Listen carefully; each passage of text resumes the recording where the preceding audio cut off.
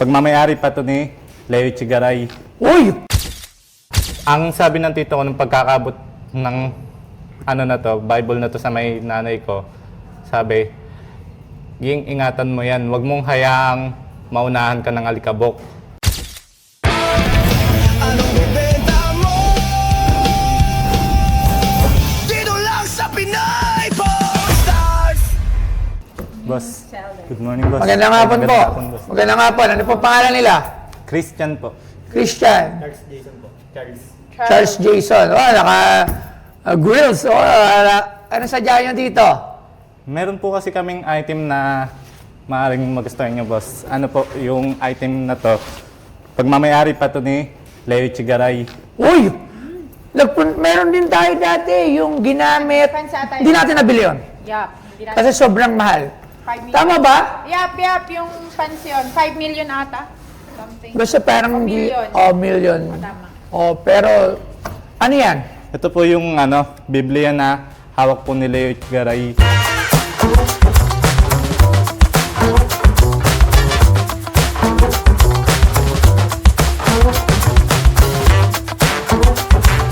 Alam mo ba? Si Leo Echegaray ay isang pintor ng bahay. Noong Setyembre 1974, hinatulan siya ng Quezon City Regional Trial Court ng parusang kamatayan dahil sa kasong panggagawa sa kanyang 10 taong gulang na stepdaughter na itinago sa pangalang Baby. Siya ay kilala sa kasaysayan bilang unang Pilipinong binit matapos ibalik ang parusang kamatayan, death penalty, sa bansa noong 1973. Ang kaso ni Echegaray ay naging sentro ng mainit na usapin sa politika at karapatang pantao. Sa ilalim ng administrasyon ni Pangulong Joseph Estrada, itinuloy ang pagbit matapos ang ilang beses na pagpapaliban.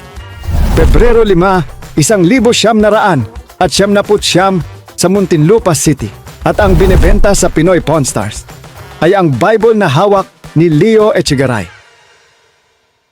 Bago, nung itinransfer po siya ng Muntinlupa, yung nakita po sa niya, nahawak-hawak niya. Paano mo nakuha? Yung tito ko po kasi, po siya, nakulong. Bale, hindi ko po alam kung sa Congressional, sa Quezon City po, City Jail yung yan inabot o sa may Muntinlupa. Kasi yung tito ko po, sa may Muntinlupa po siya nakulong. Ngayon, Okay. bago po bitayin yung Si Echegaray. inabot daw po sa kanya yan. Ang sabi ng tito ko nung pagkakabot ng Bible na to sa may nanay ko, sabi, Ging, ingatan mo yan, huwag mong hayaang maunahan ka ng alikabok. Tapos, Anong mauna na? Alikabok. Ba't? parang sa pagbabasa po, kailangan po, kami po, lagi pong basahin. Basta yun po yung huli niya Ng mama mo? sinabi niya sa nanay ko. Sabi ni Yung tito, Leo Echegaray. yung tito ko po. Sabi ng tito mo na kasama ni Leo Echegaray. Mm, Alright. So, okay. Ano yung kasama nito, yung provenance, para mapatunayan natin na ito yung Bible na hawak ni Leo Echegaray? yung siguro po, yung nagkasama po sila sa may kulungan. Kasi wala na rin po kasi yung tito ko. Okay. Namatay siya 2015. Alright. Kaya yun lang po yung patunay yung Alam mo, hawak po namin. Itong gamit na dala mo dito is something na mahalaga. Para sa akin mahalaga. It's something na may history.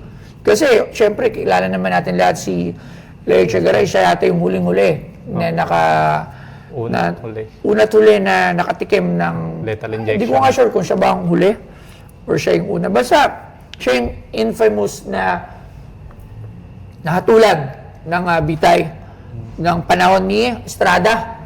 Estrada ba? Tama ba ako? Estrada ba? I'm not sure kung correct me na lang po, parang hindi ko siya matanda. Hindi ko alam kung Estrada or Ramos or sinabi ko na lahat, Gloria, ano ba? Tingnan nga lang natin kung matatandaan ko pa. Okay. Tingnan mo sino presidente niyan. Joseph Estrada. Oh, sabi sa inyo, Joseph Estrada eh. Ayan, so si Joseph Estrada. So tama ako guys! Pagkatin nyo lang guys. Tama ako guys! Tama ako guys! Yes, si Joseph Estrada. Alright. So yun.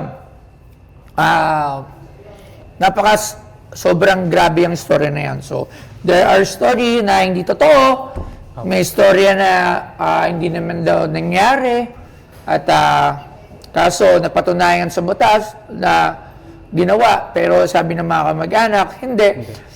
We do not know the real story kasi mismong si Lea Echegaray lang siguro nakakalam ko ano ba talaga yung totoong nangyari. Pero sa batas, it happened or napatunayan na nangyari yung kanyang kaso.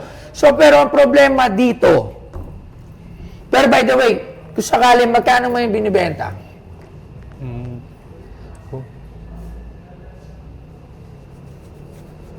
Half siguro, boss. $500,000.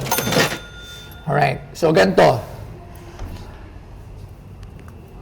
Kung ito yung Bible na hawak ni Lea Echegaray, on the day na matransfer siya from Muntinlupa bago siya dumating yung execution, it means something. Pwedeng mag-range ng 200 to 250. If there is a provenance that can actually stand for the claim na ito nga yung Bible na hawak. Kaya alam po, yung magpapatunay po, wala na rin. Yes, or sana may pictures or photo match. Kasi, paano natin masasabi na ito yon? Yung, kung anin po yung sa may Muntinlupa, kung talagang nagkasama po sila sa isang, presinto. Oo nga, pero madaming prisoners, madaming inmates. So marami rin kasama kahit sa maximum penitentiary yung maximum, basta yung section, basta doon, marami rin sila doon. And for sure, hindi lang isang Bible doon. Kasi sa loob ng kulungan, halos madaming Bible doon. Kasi meron dyan yung mga fellowship, meron dyan yung mga Bible study. Kasi nga, madaming oras yung, kumbaga, talagang tinuturo dyan. Kasi nga, wala kang gagawin sa kulungan. So, regular dyan yung mga Bible study and kung ano man. At maraming may Bible doon. Ang tanong kung ito nga yun, ano yung patunay natin na ito yun? Kasi, kumbaga, ito, for sure, yung ganitong klaseng Bible, madami yan. The same na itsura. So, yung nilabas yung Bible na yan, sa tagal ng panahon, ganyan na rin yung itsura niya. So, pare-parehas. So, ano yung magdi-differentiate sa Bible na hawak na Echegaray sa Bible na ordinary lang, na di dumaan kay Echegaray. So, kailangan dito ng provenance. So, kailangan talaga dito is katibayan na ito ay kay Lea Echegaray. Pero kung ito is meron talagang katunayan na ito ay talagang hawak ni Echegaray, or ito talaga yon, pwede mabili 200,000, 150 to 200,000. Pero nung hinatid po kasi yan, may kasama po yan na polo short. Polo shirt. Opo. Ano polo shirt? Hindi ko po sure, basta maliliit pa po kasi kami. Oo nga. Understood naman yun. Siyempre, hindi naman natin edad yun. So, oo. Pero nga kasi kailangan is, sana, meron preba. Hindi lang yung kahit yung Nga po eh. kahit kasi yung mismo, kunyari yung tito mo, kung buhay pa siya, dinala niya sa akin ito, nakasama niya. If walang susuporta sa kiniklaim niya, hindi rin ito mapapatunayan. Kasi kumbaga parang nasa husgado tayo when you're buying something na may kwento eh. Asan yung proof? Kaya lang ang nangyari po, kwento na lang, wala nang proof. Yes, di ba? Parang sa husgado. Pwede mo bang sabihin na ito ay ganun-ganun? Kwento lang. Na kwento lang. Sinong maniniwala? Oo nga po. Sinong bibili? O, di ba? So, pero ako, hindi ko naman kino-contest yung sinasabi mo. Parang nakikita ko naman sa sarili mo na hindi ka naman nagsisinungaling at gusto mo rin lang talaga na dalhin to dito. Opo, makakita na naging part yan ng history. Oo, nakita ko naman, hindi ka naman, wala naman sa mukha mo na nagsisinungaling. Pero nga, syempre, kailangan dito ng supporting documents.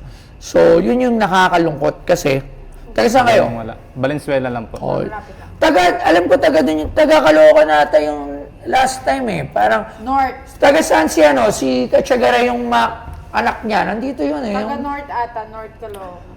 sino ba yung nagbenta nun? Anak niya ba? Anak ata ni Tiagaray, no? Kamag-anak. O, kamag-anak.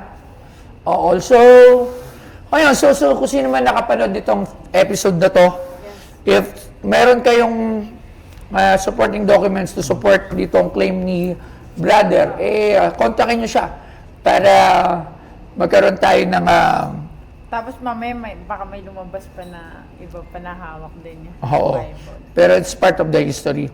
So, anyways, hindi ko to mabibili ngayon. Pasensya ka na. Dahil kailangan talaga natin ito na supporting documents. Maraming salamat. Thank you very much. Bigyan nyo to ng, bigyan nyo sila ng pera. Okay guys, solid dito kay Boss Toyo. Hindi kayo magsisisi kapag dito kayo kasi hanapin niya yung ebidensya tapos syempre sulit na sulit kasi malalaman mo kung legit yung dala mong item tapos hindi rin nila pinapabayaan yung mga magiging nila dito, yung mga papasok dito na magbebenta sa kanya ng mga lumang bagay. Yun. Solid dito.